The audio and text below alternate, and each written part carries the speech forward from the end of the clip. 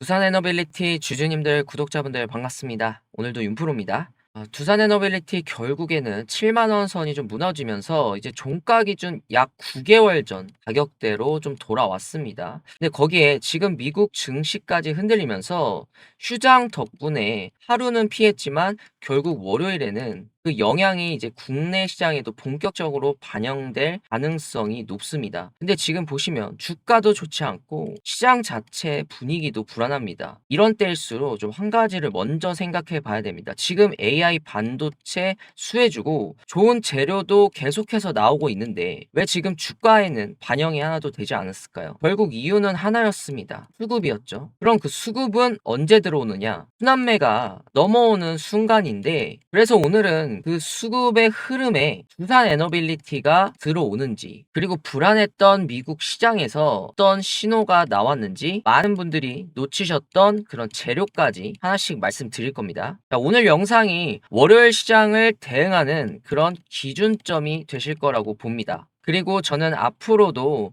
우리 두산에너빌리티 주주님들 위한 영상을 꾸준히 올려드릴 거니까 영상이 조금이라도 도움이 되시면 나중에라도 구독과 좋아요는 한 번씩만 좀 부탁드리겠습니다. 일단 이번 주 미국장 나스닥도 빠지고 필라델피아 지수도 빠지고 S&P 빠지고 전반적으로 반도체랑 기술주 전반이 흔들렸습니다. 자, 근데 원전주는 좀 달랐습니다. 위에부터 컨스텔레이션 에너지, 그다음에 비스트라, G 번호바까지 반도체가 휘청이는 날에 오히려 원전 밸류체인은 전체가 올랐습니다. 이제 자금에 대한 순환 초입에 대한 신호들이 보였습니다. 국내 시장이 이제 미국을 그대로 따라가는 건 아니지만 지금 글로벌 자금의 방향은 결국 미국 시장에 영향을 받을 수밖에 없습니다. 그래서 지금 미국에서 원전으로 자금이 이동하는 그런 신호가 포착됐다면 국내에서는 그 흐름이 어디까지 이어지고 있는지를 확인해야 되는데, 지금 국내에서도 이미 ETF 규정 언급도 되고 있고 주도주들에 대한 투자 심리도 많이 위축되고 있는 상황입니다. 그리고 국내 증권가들의 그런 공식적인 섹터 포지션을 보시면 7월부터는 순환매 장세가 들어올 것이다 라고 하는데, 반도체 중심 장세에서 벗어나 이제 조선 방산 그리고 전력기기 등으로 상승세가 확산되고, 그 중에서도 이제 하반기에는 전력과 산업재가 새로운 업장으로 좀 부상할 가능성이 크다고 합니다. 그리고 다음 증권가들도 이제 반도체 다음으로 조선 방산 원전이라고 직접적으로 좀 명시를 했습니다. 그리고 AI 인프라 확대에 따라서 지금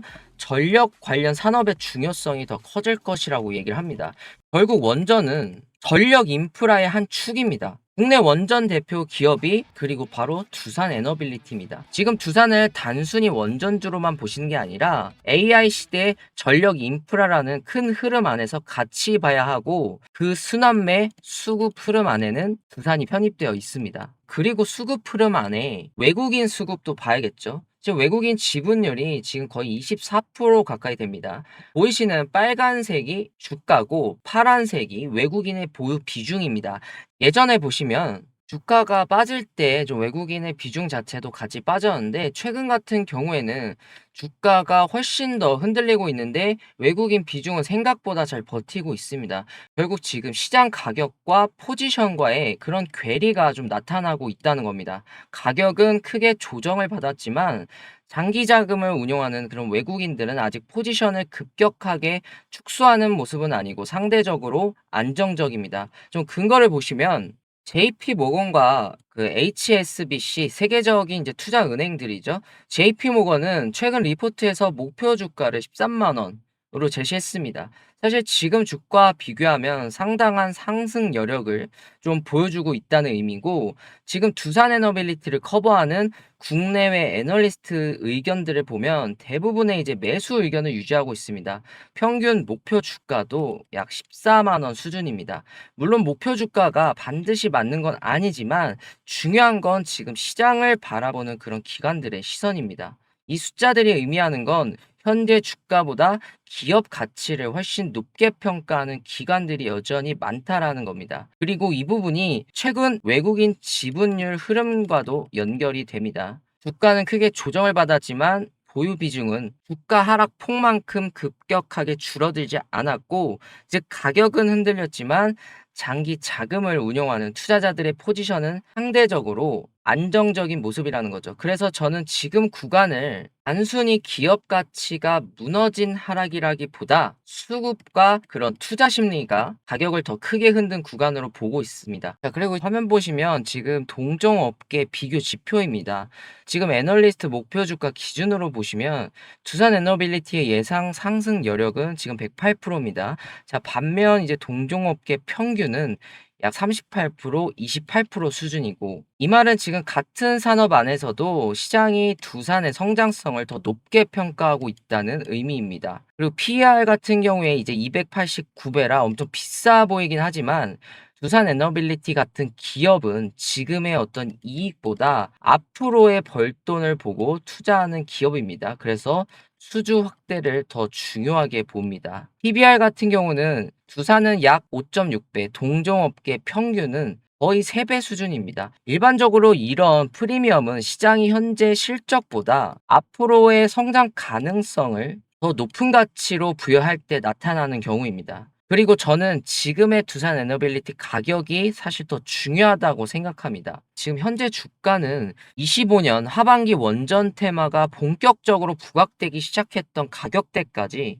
이제 내려와 있습니다. 그런데 그 이유를 보시면 지금 체코 원전이나 미국 가스터빈, 그리고 그 이유를 한번 떠올려 보세요. 체코 원전, 그리고 미국 가스터빈, SMR 사업 확대, 거기다 한미일 원전 협력 등 기업의 사업은 지금 한 단계씩 앞으로 나아가고 있는데 주가 자체는 다시 출발선 부분까지 내려온 겁니다. 그래서 저는 지금 구간을 기업 가치보다 투자 심리가 먼저 흔들린 자리로 보고 있습니다. 그리고 시장 자체는 항상 순환합니다. 최근에는 금융주가 강했고 조선과 방산이 먼저 움직이기도 했습니다. 증권가에서도 하반기에는 이제 원전과 전력기기가 다음 순환매로 좀 보고 있습니다. 그리고 원전 섹터로 자금이 들어오기 시작한다면 시장에서는 보통 실적과 그런 재료를 갖추고도 많이 눌려있던 종목부터 다시 주목받고 거기서도 대장주, 이게 두산 에너빌리티죠. 그리고 시장은 좋은 기업보다 좋은 기업을 다시 바라보기 시작하는 순간에 더 크게 움직입니다. 그럼 순환매가 들어왔을 때 이제 두산이 편입되어 있다는 걸 알았고, 이번 주에 놓치셨던 재료 말씀드리겠습니다. 지금 TSMC 실적인데 16일에 발표했습니다. 대부분 이제 반도체 그런 실적 정도로만 좀 보셨을 건데 두산 에너빌리티는 AI 인프라 수혜주입니다. 그래서 저는 숫자보다 메시지를 더 중요하게 봤습니다.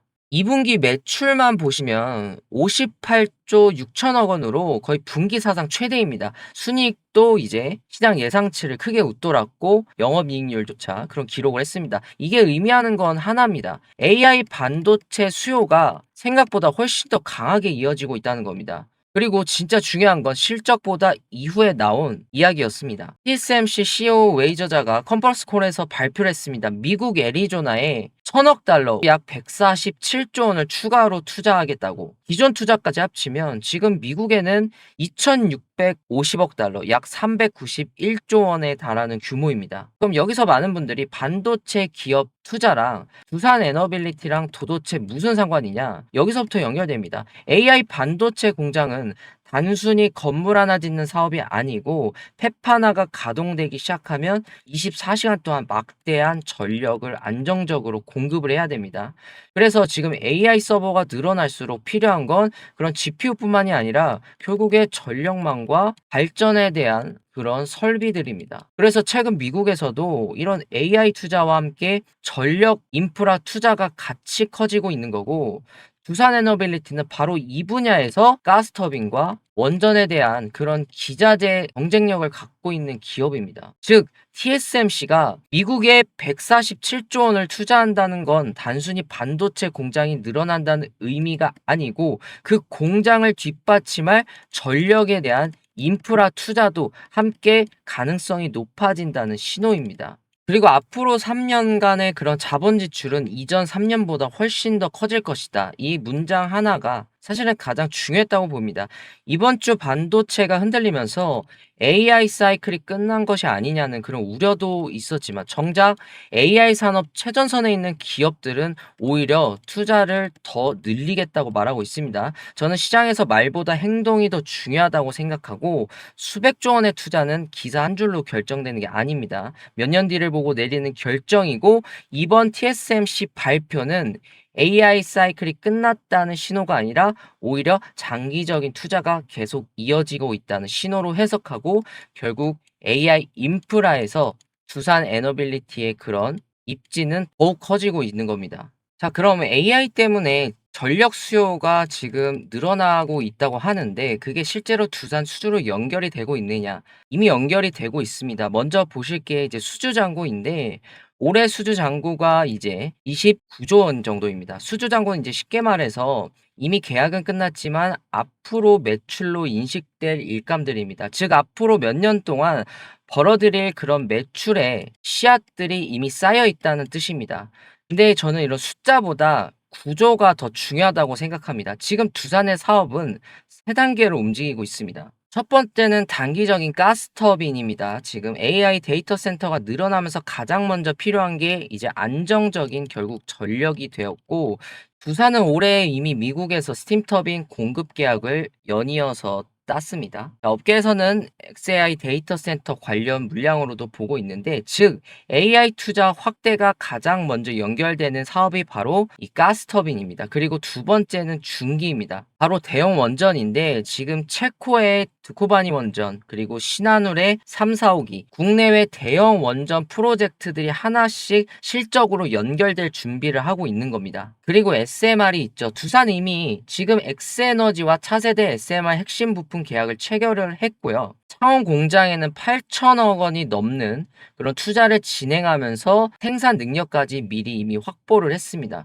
그러니까 지금 두산을 보면 단기에는 가스터빈, 그리고 중기에는 대형 원전, 장기에는 SMR까지 성장 동력이 한 가지가 아니라 시간대별로 이어지는 구조 자체를 만들어 놓은 겁니다. 그래서 저는 이게 굉장히 중요하다고 생각합니다. 보통 한 가지 재료로 올라가는 기업은 그 재료의 공백기가 생기거나 재료가 끝나게 되면 같이 끝나게 됩니다. 그런데 두산은 지금 AI에 대한 전력 인프라, 그리고 원전, SMR까지 다음 성장 동력들이 계속해서 이어지고 있습니다. 그래서 단순히 지금은 원전주가 아니라 여러 성장축이 동시에 돌아가기 시작한 기업으로 시장이 이제 바라보고 있는 겁니다. 그렇기 때문에 굉장히 중요했던 그런 기사가 있었는데 아마 많은 분들이 좀 그냥 지나쳤습니다. 바로 이제 미국 원자력 규제위원회 NRC가 FOCD 예외 규정을 시행한 겁니다. 쉽게 설명드리면 한국 기업이 이제 미국의 원전 사업에 적극적으로 좀 참여를 하려고 해도 이런 규제 때문에 한계가 있었습니다. 근데 이번에 미국이 OECD 국가들에 대해서는 그 문을 조금 더 열어준 겁니다. 이게 왜 중요하냐면 지금 한국 기업들이 미국 원전 사업에 훨씬 더 적극적으로 참여할 수 있는 그런 환경이 만들어지고 있다는 신호입니다.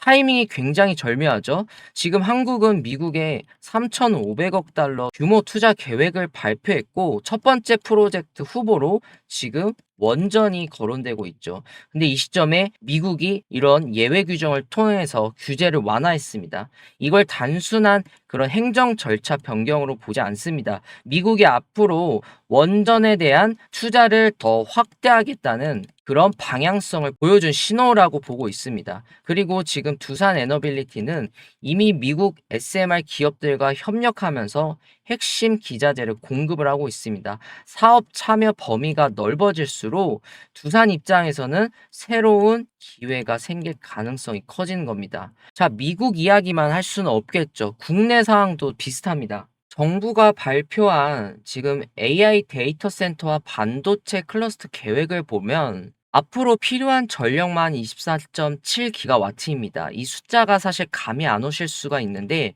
최신형 원전 지금 APR 1400 기준으로 계산하면 원전의 18기 수준입니다.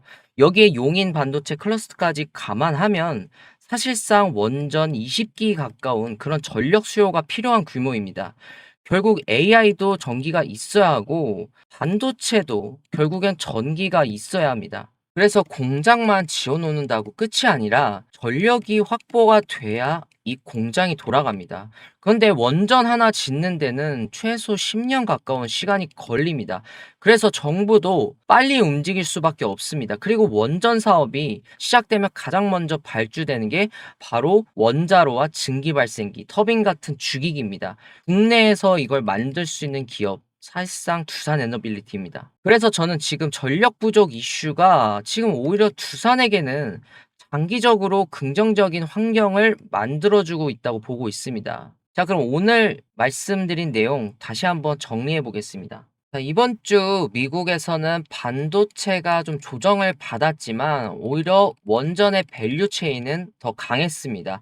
그리고 국내 증권사들도 하반기 순환매로 원전을 공식적으로 언급을 했고 TSMC는 미국의 147조 원이라는 투자 발표를 하면서 앞으로 AI 투자를 더 늘리겠다고 말했습니다. 그리고 미국은 원전 참여 규제를 완화했고 국내에서도 이제 AI와 반도체 산업을 위해 원전 20기 수준의 그런 전력이 필요하다는 전망까지 나오고 있습니다. 근데 지금 두산 주가는 어떻습니까? 그 사이에 이제 체코 원전과 북미 가스터빈 SMR 수주 잔고까지 이런 재료들이 계속 쌓였는데도 주가는 지금 그 출발점까지 내려와 있는 겁니다. 자, 주가는 하루에도 5% 그리고 10% 움직일 수 있습니다. 하지만 기업의 방향은 하루 만에 바뀌지가 않습니다. 요즘같이 그런 불안한 날에는 이 차트만 보면 사실 세상이 좀 끝난 것처럼 보입니다. 근데 한 발 떨어져서 보면 어떻습니까? 수주에 대한 잔고는 좀 늘어나고 있고 그런 미국에서의 원전 규제도 완화되고 있고 AI 데이터 센터는 계속 늘어나면서 전력 같은 경우는 더 많이 필요해지고 있습니다. 이런 본질들은 오히려 하나씩 쌓이고 있습니다. 주가 흔들렸는데 기업의 재료가 무너졌나요? 아닙니다. 주식은 결국 불안이 가장 큰 구간에서 가장 많이 흔들리고 시장이 다시 기업을 보기 시작하는 순간 다시 크게 움직이는 경우가 많습니다.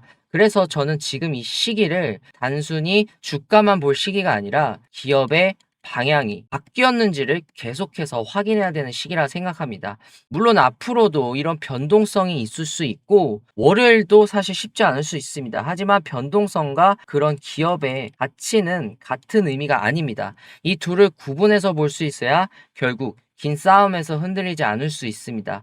자, 저는 앞으로 기사 하나하나 그리고 수급적인 부분 하나하나 시장에서 나오는 신호들을 최대한 쉽게 정리해서 계속 전달 드리겠습니다. 혼자 시장을 버티는 것보다 이런 함께 데이터를 확인하면서 대응하시는 게 훨씬 낫다고 생각합니다.